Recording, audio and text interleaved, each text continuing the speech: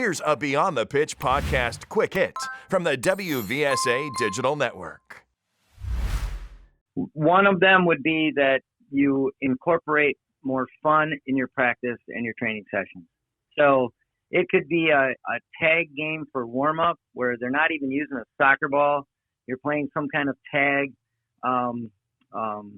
You set up some goofy challenges that they have to do, or when you do play like an activity where there's a winner or loser, make sure the consequence for losing is like something ridiculous and almost like we do star jumps for high school kids or a donkey kicks, something that is like, oh my gosh, I have to do this, I think it's better than making them do sprints or push-ups or something. It just keeps it fun, and it's no big deal that you lost that training activity. We're moving on to the next one.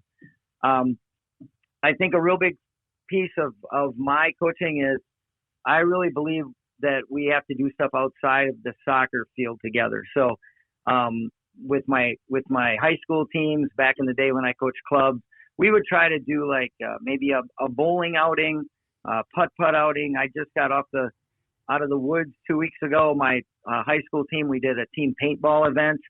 And it's a lot of fun. And actually, a thing like paintball, you find out a lot about who's your defenders, who's your risk-taking wingers. It's pretty cool. So you can relate a lot of stuff back to the game that you're trying to teach them by what you do off the field. So, but I think they need to see you not just as this guy that yells at them once in a while for missing a shot or making a bad pass. And that helps with that whole relationship piece. And then I think I read a book.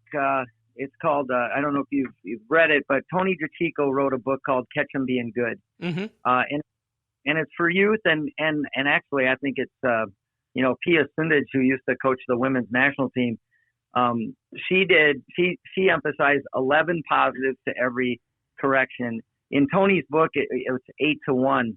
8 positives for every correction. So if you coach your practices and instead of always picking out the thing that was done incorrectly, you pick those moments where they did something well and you emphasize that again, stop your play, see if they can recreate what they just did well. That you're given positive feedback. So I think kids need specific positive feedback and catch them doing the good stuff. And I tell my parents all the time, my high school parents, I tell them when you watch a game, don't have a conversation on the way home about the game unless your son wants to. But pick out 1 or 2 things that you saw them do positively, even if they didn't get off the bench. But that kid came out, they subbed somebody, came out, and that your son went up to him and said, great job, or complimented on how they played, but he never got in the game. Like, recognize what he did as a teammate there. And just 1 or 2 things in the car or when they get home, and then just wait for them. It might be the next morning, wait for them to talk about the game. So I think that, having parents focus on the positives too helps them get it from getting into that crazy little league kind of anti-referee, anti-sport environment that we so often see. So I think those are 3 really good things that can help foster good development and a good feeling. They go home. I got complimented 8 times, and the coach didn't say one thing negative to me. Like, I'm feeling pretty good when I leave practice.